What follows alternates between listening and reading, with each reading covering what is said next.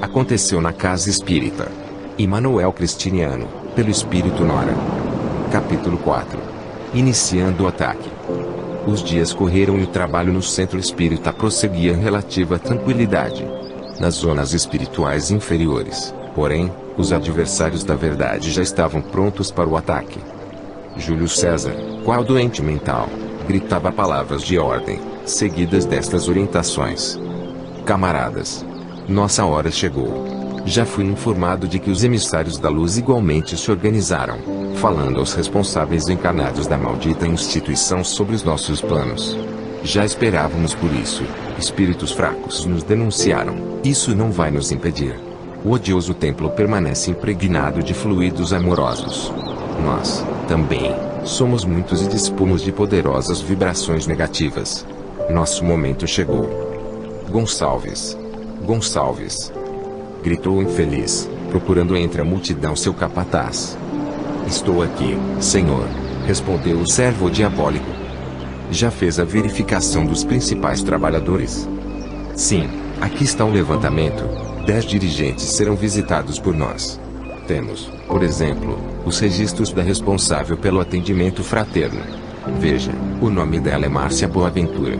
Identificamos, após dias de observação, que é uma mulher dedicada ao trabalho espírita. Nos últimos 5 anos, dizem os relatórios, nunca faltou nos dias de plantão. Promove periodicamente reuniões com seus cooperadores, está sempre disposta a ouvir sugestões, trata a todos com afabilidade e doçura, evita os comentários menos edificantes, está distante das fofocas, trabalhando com espantosa seriedade, guardando e recomendando absoluto sigilo sobre todos os casos de atendimento.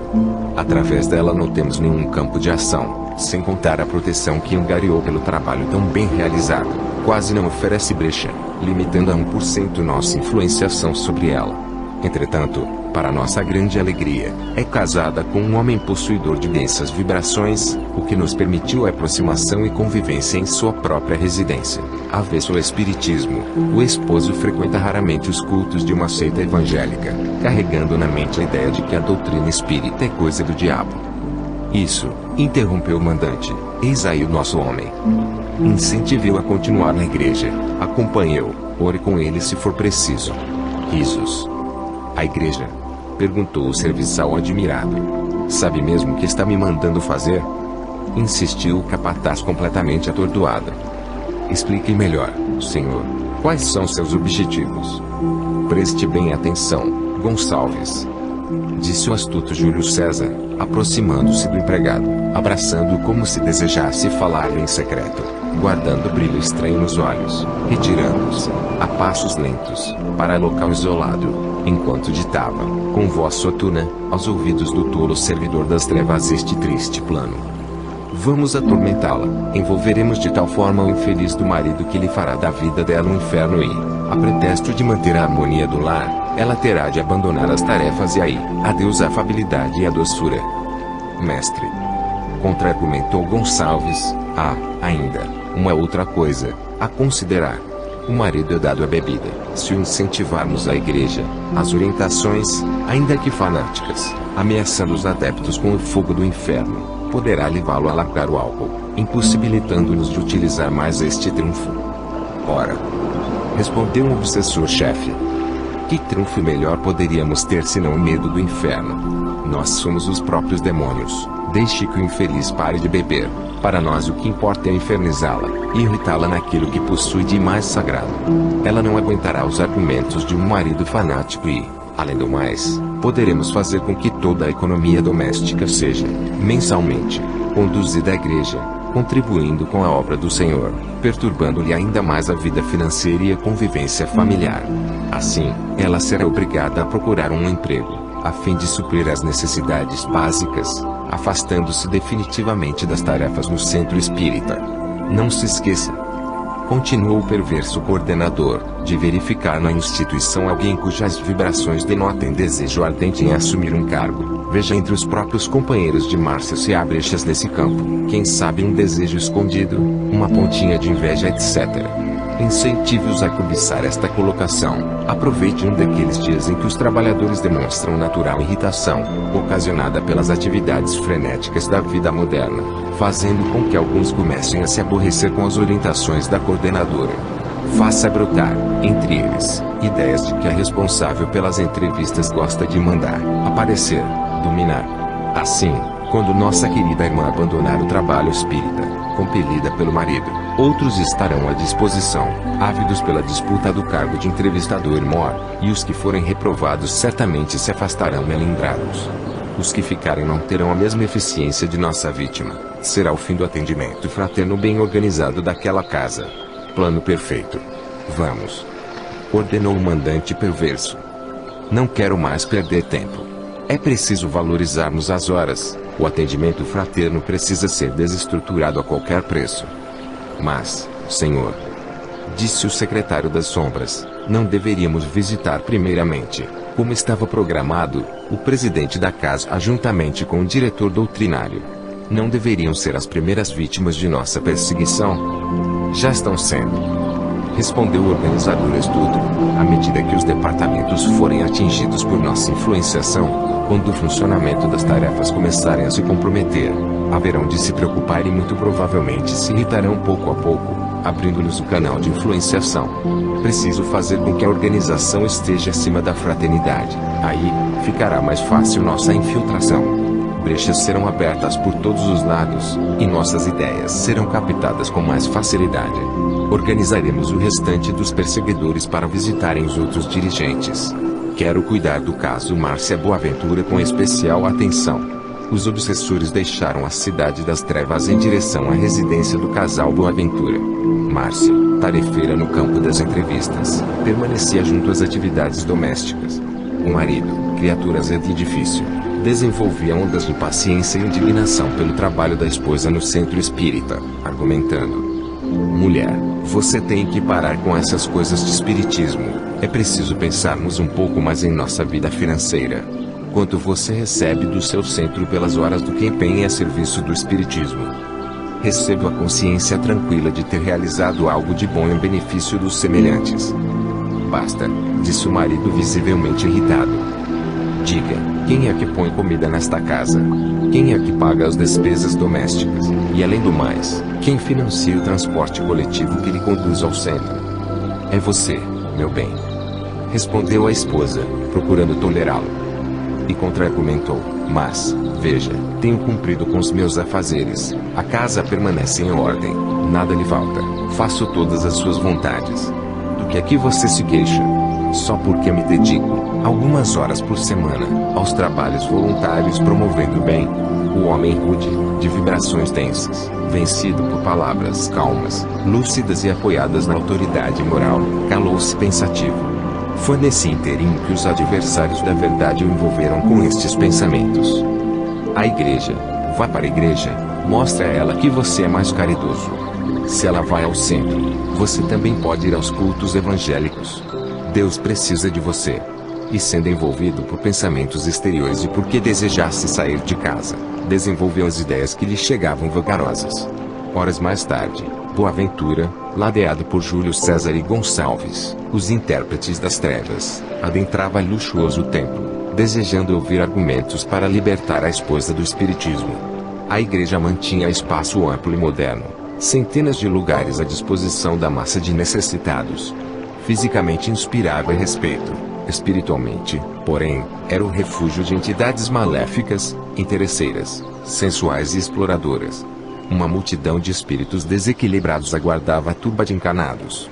Músicas envolventes eram compostas, nessa psicosfera espiritual, a fim de serem inspiradas aos compositores encanados daquele agrupamento, com o objetivo de hipnotizar e envolver as mentes menos preparadas.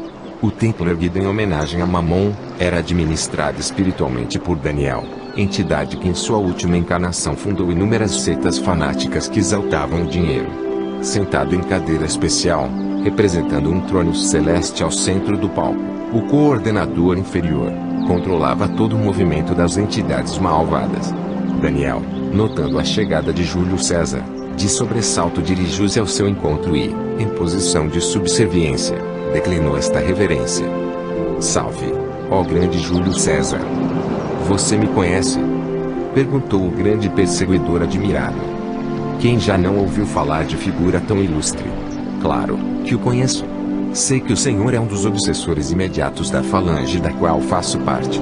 Sei, também, que administra a respeitável cidade dedicada às obsessões. Tenho comigo as informações básicas do seu currículo, entre elas conheço a sua especialização em destruir centros espíritas. Eu o admiro sinceramente. Não é fácil perseguir aqueles que têm conhecimento de como as coisas espirituais funcionam.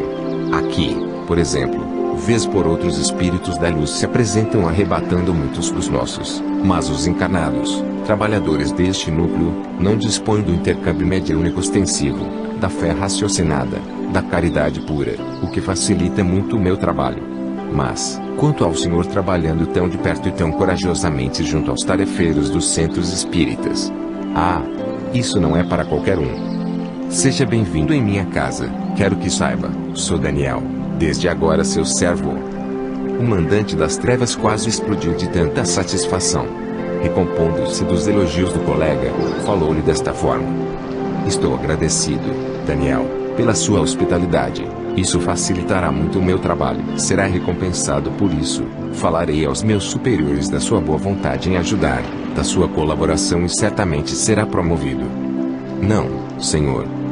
Replicou a entidade alucinada. Não desejo promoção, sei o quanto as vagas na sua equipe são concorridas. Uma oportunidade ao seu lado, para mim já estará excelente. Desejo mesmo aprimorar minhas condições de influenciação negativa. Ótimo. Disse Júlio César, ficará conosco sob as ordens de meu secretário. Sua presença nos será útil. Já que demonstra tamanha atenção para conosco, quero lhe falar dos nossos planos. Preciso de sua ajuda para influenciar alguém em especial. Está vendo aquele senhor na terceira fila à direita? Sim, respondeu Daniel. Precisamos fazer com que fique completamente fascinado pelas ideias que você divulga aqui. A esposa dele, por realizar um trabalho que nos incomoda, é quem desejamos atingir. Ela é uma rocha moral, espiritualizada e dedicada ao próximo. Não temos condições de atingi-la por vibrar em outras faixas, sintonizando constantemente com os mensageiros da luz. Por isso, estamos sendo obrigados a desenvolver verdadeira manobra, ocupando-nos um tempo precioso, mas valerá a pena. Gostaria apenas que nos concedesse a palavra, que nos permitisse envolvermos o pastor, no momento do culto, para que nossas colocações possam atingir Boaventura em cheio. Quanto a isso o senhor não terá problema. Clodoaldo, nosso valoroso pregador encarnado, atende às nossas ondas mentais com muita facilidade, é também ligado aos nossos interesses. Muito bem. Concluiu Daniel, está autorizado. Entretanto, precisamos nos apressar, o culto vai começar em instantes. Aquela seita edificar um rico templo em homenagem a Mamon. Fluidos de interesses materiais estavam impregnados por toda parte, evidenciando a exploração humana.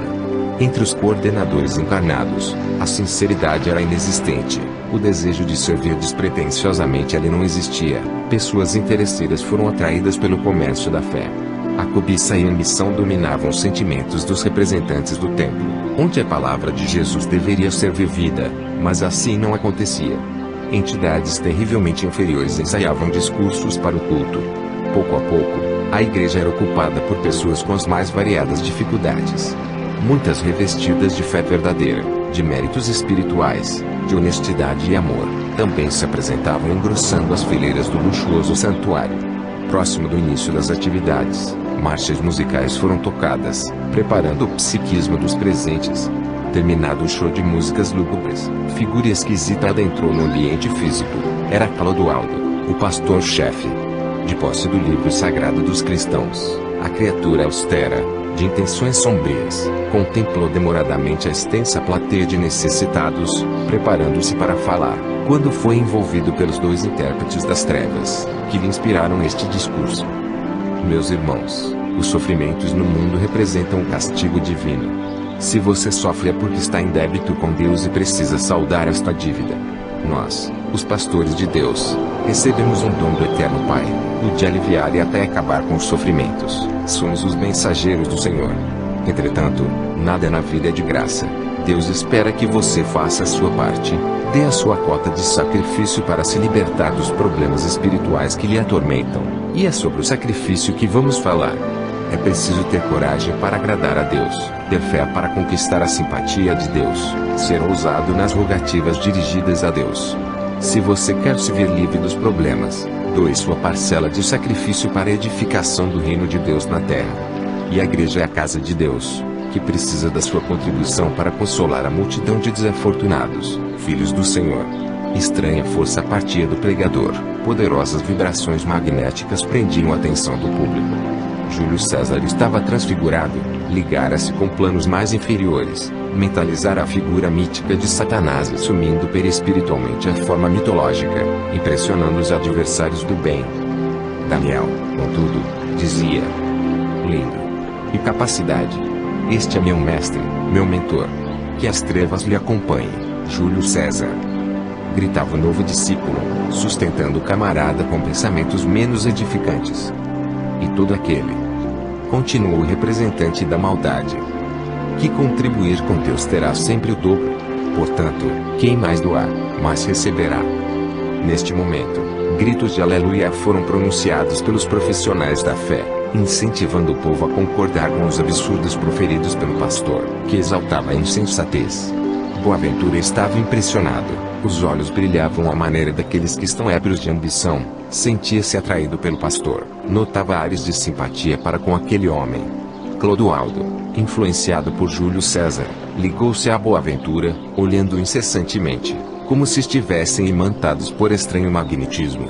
O esposo de Márcia não buscava algo espiritual verdadeiro, mas benefícios puramente materiais, como muitos dos presentes. Pensava na reforma da casa, em aumentar a renda doméstica e, quem sabe, enriquecer com a ajuda divina.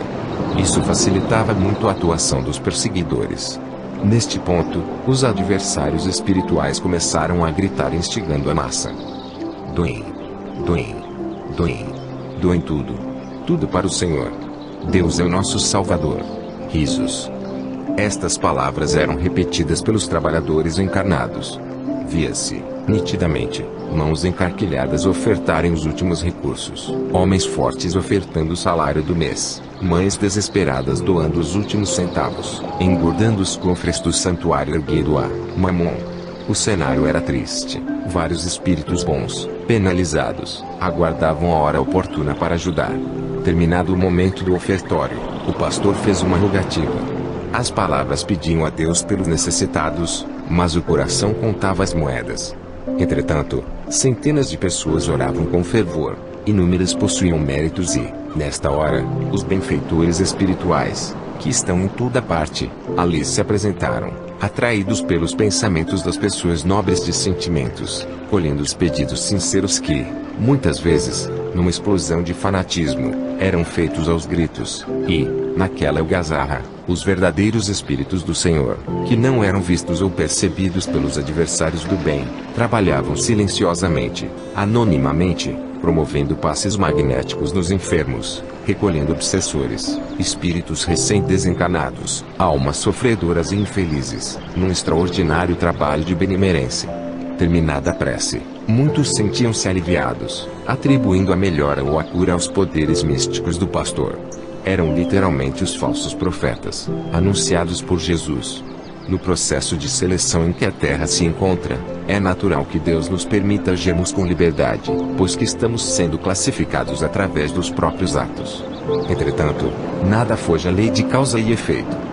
Essas expressões dolorosas terão de ser consertadas pelos próprios enganadores. Mesmo em núcleos dedicados à exploração humana, Deus direciona luzes, enviando os bons espíritos para socorrer quantos clamarem sinceramente por misericórdia. Júlio César, ladeando o porta-voz de Mamon, fortalecia no discurso mentiroso. Eu lhe solicito, Senhor, que aqueles que contribuíram com a sua obra sejam especialmente abençoados e que os males espirituais sejam retirados, os demônios afastados. E, nesse instante, atores contratados caíram ao solo, simulando manifestações demoníacas, sugestionando as mentes fracas, perturbadas pelos adversários do bem, a repetirem os atos trisloucados. No plano espiritual as entidades debochavam, riam, divertiam-se da crendice popular, Ao mesmo tempo em que muitos frequentadores enganados ficavam temerosos, aguardando a expulsão dos demônios pelo pastor que, pronunciando as palavras combinadas, afastou os espíritos impuros dos atores, enquanto os ajudantes despertavam as mentes impressionadas, estabelecendo a ordem no ambiente físico. Concluída a encenação, ainda fortemente envolvido pelos coordenadores das trevas, o pregador continuou: vocês viram o poder do demônio, mas o nosso poder é maior. Aleluia! Aleluia! Todos aqueles que não têm fé, caem nas garras de Satanás. Ele age de várias formas, tendo sua morada nos centros espíritas. Neste momento, Júlio César retirou-se ligeiramente do campo de ação do expositor da mentira, aconchegando-se a Boaventura, influenciando-o, para que as informações o convencessem. O Espiritismo, continuou o orador das trevas, é a doutrina do demônio. Os espíritas são adoradores da maldade. Aqueles que abraçam esta doutrina têm a vida atrasada. Os homens que são casados com mulheres que trabalham neste movimento podem ser contaminados. O contrário também é verdadeiro. A residência fica marcada e o diabo poderá arrebatá-los do dia para a noite. Se alguém aqui possui parentes frequentando ou trabalhando nestas casas, deixem os nomes para a reunião de libertação, onde afastaremos o demônio amarrando-o definitivamente, confinando no inferno, de onde nunca deveria ter saído, livrando os lares desta indesejável companhia. Sejam fortes, não deem trégua aos espíritas, convençam os parentes, tragam-nos ao nosso templo. Todo aquele que consegue converter um irmão à nossa fé, cresce aos olhos de Deus. Não tolerem as conversas espíritas, Satanás é quem orienta essas casas. Boaventura parecia estar em transe, e uma onda de ódio, iniciada por Júlio César, invadiu-lhe a alma, fazendo-o refletir erroneamente, desta forma: por isso, então, permaneço na pobreza, esse é o motivo de não conquistar nada materialmente. Márcia vai me pagar. O mandante das trevas lançou o olhar para o pregador, ajudando-o a terminar a ridícula exposição, fazendo-o pronunciar estas palavras: o Espírito de Deus está me dizendo que aqui há várias pessoas com este problema. Aqueles que possuem amigos ou parentes envolvidos com o espiritismo, por favor, levantem a mão. Dezenas de pessoas se apresentaram. O pastor, então, se colocou à disposição para, ao final do culto, conversar individualmente com aqueles que quisessem libertar os seus parentes do demônio, recuperando a paz familiar.